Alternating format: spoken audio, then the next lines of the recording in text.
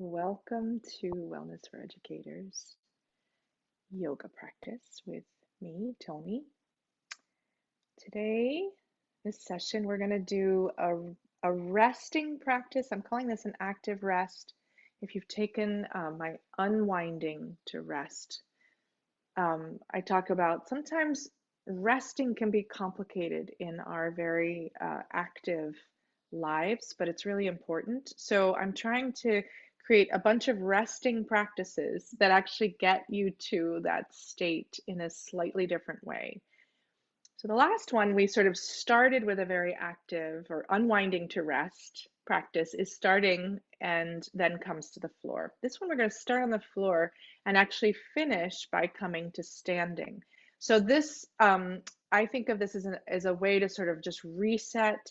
It means the beginning of the practice is more about regaining and reconnecting to your breath and your feeling sense of gravity, working on your body, how you're breathing, and then eventually activating muscles so you can come to standing. So it might be more useful if you were going to do a morning practice, or if you just home from work and you needed to unwind, but then you still had some time in your day you needed to be present for it. That would be like I would think of this practice as being appropriate for that moment. So with that in mind, we're going to start on the floor.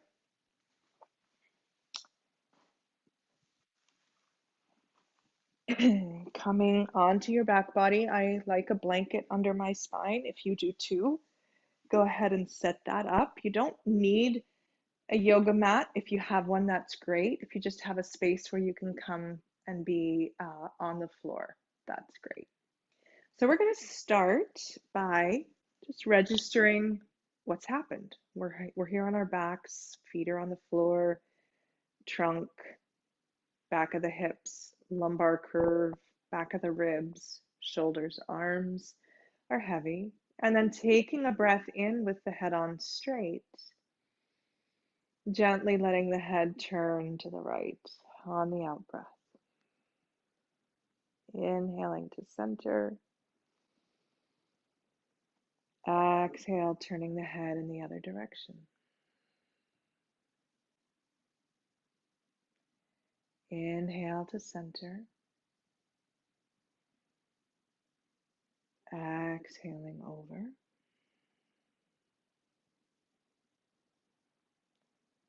Inhale to center. Exhaling over to the left. Good. This time we're going to inhale to center. Exhale to the right and turn the left palm to the floor to give a gentle push. Increasing sensations potentially, so make sure that feels like a skillful thing for you.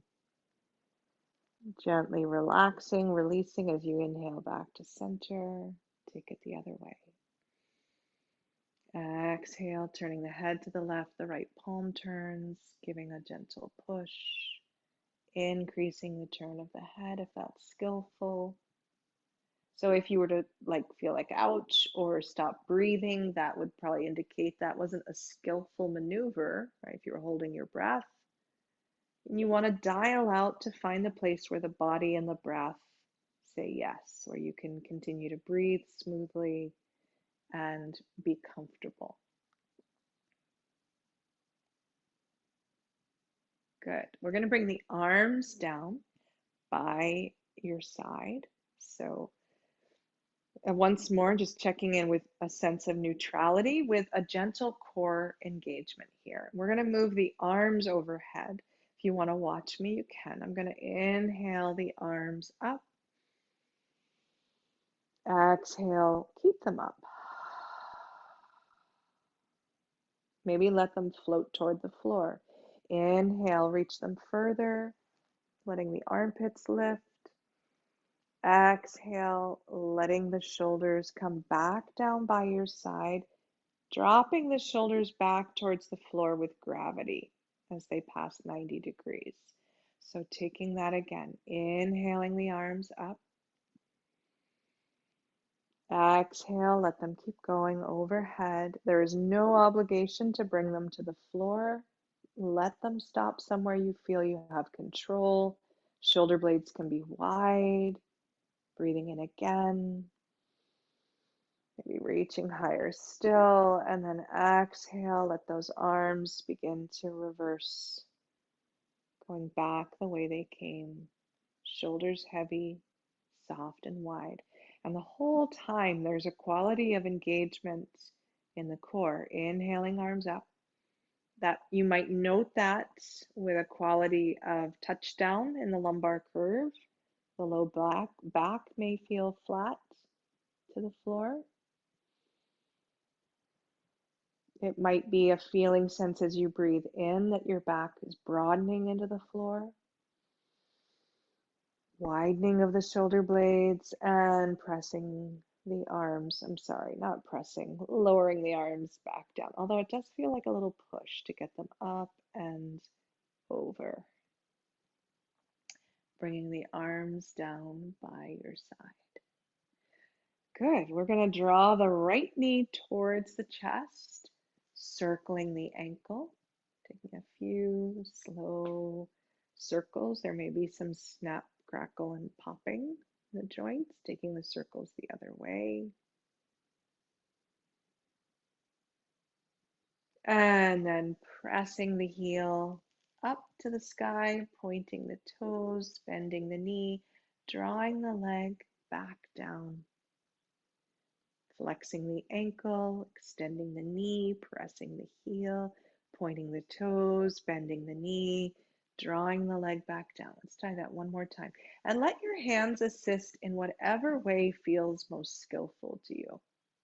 And if you have very tight hamstrings, you might let your leg move away from your abdomen a little bit or put a bend to that leg so that you're not straining. One more time, pressing the leg up. Pointing, bringing that leg down, give it a squeeze, and then we're going to let that leg come down, taking all that on the other side. Left knee comes towards the chest, holding on to the thigh, circling the ankle. Again, you're welcome to change the configuration of your hands to make this comfortable. You could hold on to the back of the thigh. You don't even have to hold on. Changing direction. Noticing if you can make this a smooth gesture. And then flexing the ankle, pressing the heel up, extending the knee, pointing the toes, bending the knee, drawing the leg back down towards your chest. Taking this a few times. Let this be as smooth as you can make it, all the while maintaining a nice neutral quality to the spine, letting the spine be wide and soft. Maybe feeling breath coming into the back body. One more time. Up, bringing the leg down.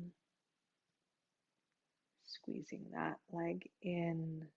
And then go ahead and grab the right knee as well. So both legs are above the abdomen. And go ahead and let them release away from you as you take a breath in to the belly. Taking a breath in. And on your breath out, go ahead and squeeze the knees down towards the chest. Floating the shoulder blades wide. Breathing in, letting the knees move away from the belly. Breathing out, drawing them down and in.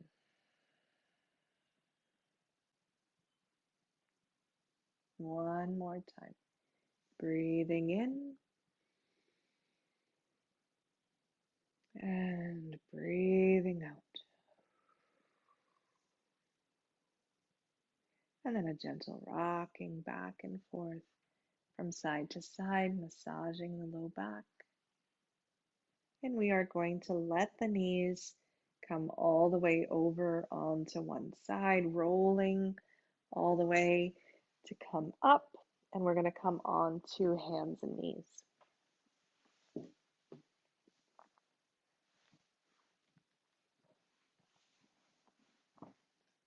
I'm just straightening this out so I can you can see me better.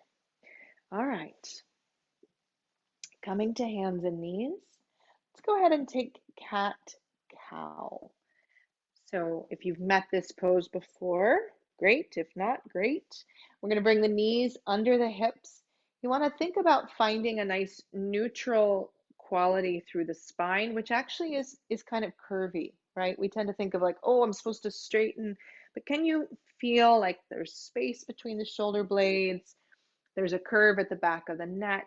There's a broadening in the back, mid back with my ribs under the armpits, and then there's a little kitten resting at the lumbar curve, right? So there's a little dip here, and then the sacrum is pointing back behind me. So from there, from neutral, I'm going to go ahead and push into my hands, letting the shoulder blades spread wide, letting that lift my spine further towards the ceiling as the chin moves towards the chest, crown of the head pointing down, and then releasing, letting the belly drop towards the floor, letting that pull the hips forward towards the floor, letting that create a bigger curve in the spine, right? So here's my neutral. So go ahead and try that again. Gently pressing broad in the mid back, broad in the armpits, broad between the shoulder blades. Letting the head and neck follow through, and then releasing your tailbone. Letting that lumbar curve drop. So now the kitten is a cat, right? It's a bigger curve. And coming up, ironically, this is the cow pose. One more time, coming to neutral. So here we go, up into cat, like a Halloween cat arching up. So now we lose the kitten off the small of the back.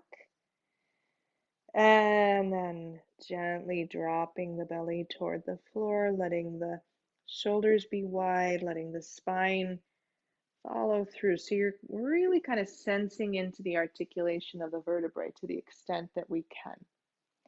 Good. Coming into table pose once more, that neutral shape. I'm going to bring my knees in a little tighter, and we're going to begin activating even more deeply into bird dog. I'm going to bring my right knee towards my right elbow, and then reaching back with that foot, pointing the toes down or back behind you. The leg does not have to come higher than your hip so that you can maintain that integrity of spine. And then reaching the arm away, right? And again, work in a zone that's comfortable to you. And that includes touching down, right? If this is a big challenge, keep those fingers touching. If it feels skillful, go ahead and let that arm rise.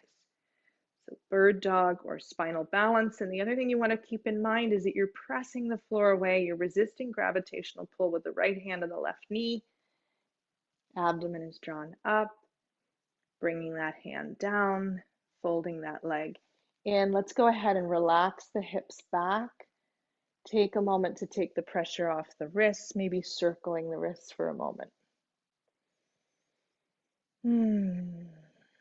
Noticing your breath. If you're someone who holds your breath with concentration, keeping an eye on that so that you're being soft. Let's take it with the other side. So the left knee comes towards the elbow and then reaches back, either pointing or flexing. See if you can get the knee pointing down. And rather than trying to take the leg up high, see if you can keep your hips parallel, facing the floor, activating through that glute, walking the opposite hand forward and lifting up if that feels skillful. All the while there's resisting gravity. We're pushing the floor away with those supporting limbs, reaching with the active lifted limbs, pushing with the supporting limbs, breathing, maybe breathing into your armpits, maybe into your back or your low ribs. By all means, using the breath to help stabilize you, letting the arm come down, the leg come down. We're going to sink back to child's pose. Child's pose, we let the hips come back. You may find you want to open your knees to make room for belly and chest. That might be most comfortable. You could stack your fists, let your forehead rest. Some folks like to have their arms overhead in the overhead range in child's pose. You may find it's helpful to be active in the position. You may find it's helpful to be soft, tender in the position, right? Letting final variation would be bringing the arms around by your side, letting the forehead rest on the blanket. You could also bring the blanket folded up a little bit, bring it higher. I'm always in favor of finding ways to support your body, the individual's body in a pose. So taking a breath or two here in child's pose. See if you can allow the back body to expand with an in-breath. Breathing out. Breathing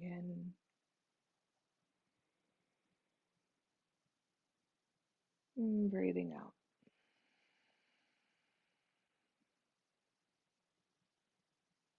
One more breath. Breathing in. Breathing out.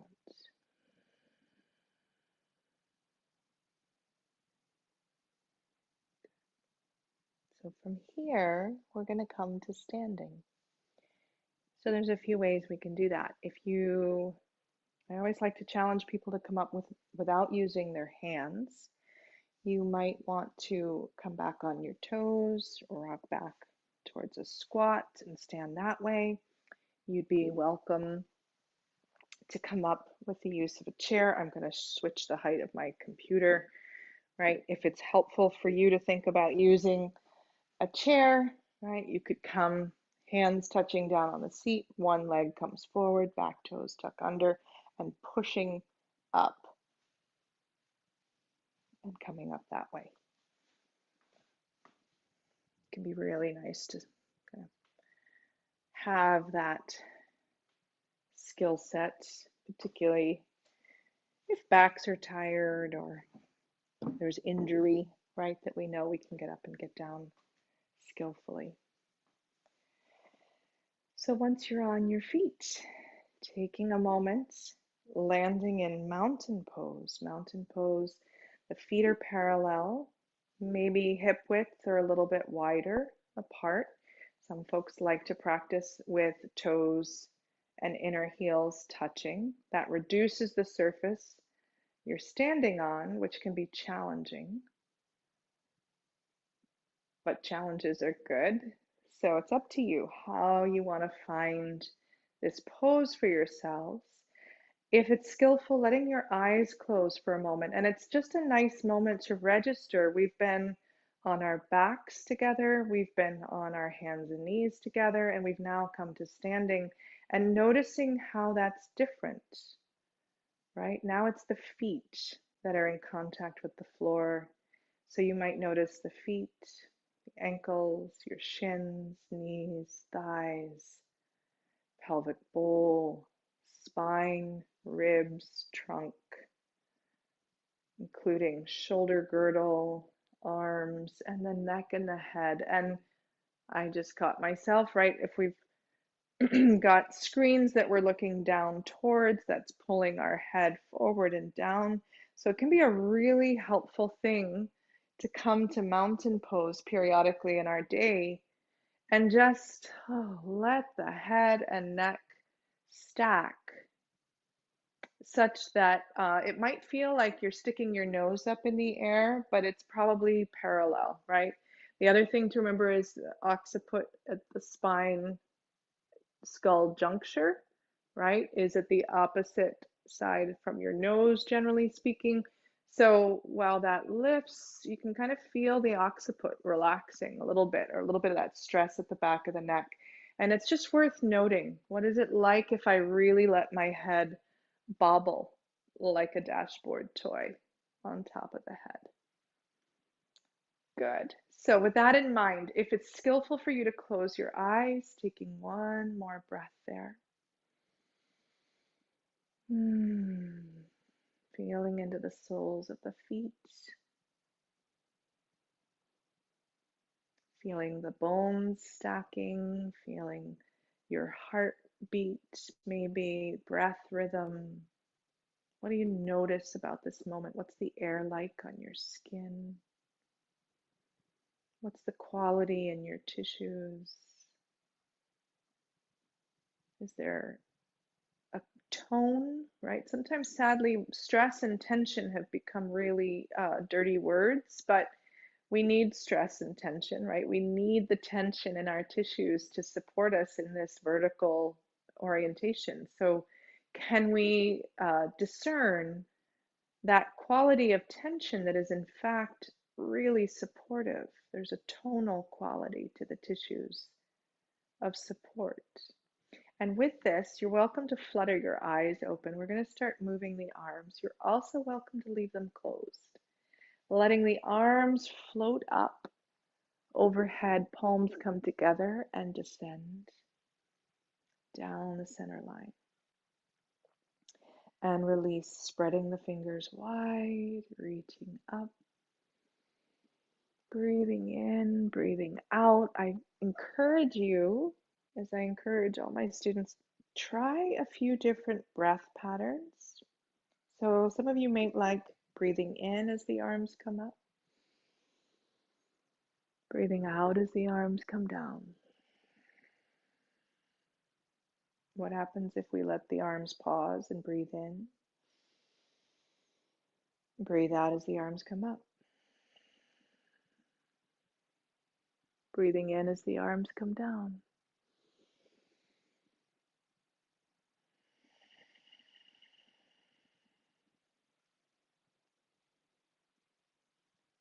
Taking a few moments here just to breathe and move the arms. Here's another invitation. You might prefer the arms to come up the center line and open wide by your side. That may have more to do with shoulders, arms, right? So bring the hands up the center. Might have to do with your breath. You may find that helps you feel your breath more readily. Right? We'll take one more, and I'm just going to take a little wrist stretch here. I'm approaching just so you can see. Got the back of my hands touching, rolling through, and then coming up, right? So this could be something you even just pause. Take a little bit of good care for the wrists. And then bring the arms up, opening wide and down. We're going to take two more practices. One is a stretch. You could use a chair, you could use a wall. We're going to take down dog, ubiquitous downward dog. But I like to do it. You could also do this at the height of a bureau, desk, bookshelf, just kitchen counter, wherever you find yourselves, desk. And there's a little bit of pressure down through the palms if that's comfortable for you to push. If not, you might use your forearms, right? So I'm going to show forearms, walking the feet back, sending the hips back over the heels. So you may have to modify, adjust, walk the feet back in to let the hips, let the tailbone reach back. You want to think of hinging from the top of your thigh. If you have your hands on, giving a little push downward to the chair, to the surface you're working with, reaching back. Letting the spine be long, right? I'm not dropping my head here, but letting the crown of the head reach away from my tailbone. I might bend one knee and then the other. Maybe bend both. Letting that feeling of releasing the tailbone once more, looking for that little lumbar curve for the kitten. Not a cat, just a kitten. And if you were to take this at a wall, that would be nice as well, because then you can take the hands higher. And this can be nice if you're quite tight in the back line of your body, if the tissue in the back just always is kind of tight.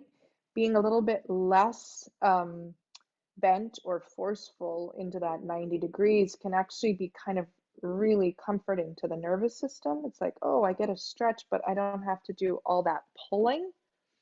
So I encourage people to really, again, it's about self-research, playing with the shape, trying things on, modifying it, working in a space where your body and your breath say yes, reaching overhead, maybe rolling up, keeping the arms long, but letting there be some weight in your hands, and then pushing back again.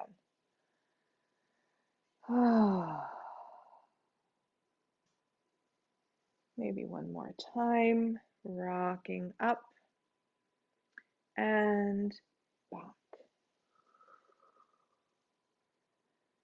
And then when you're ready, if you've come to a wall or if you're still at your chair, desk, gently walking the feet back up, releasing the hands down.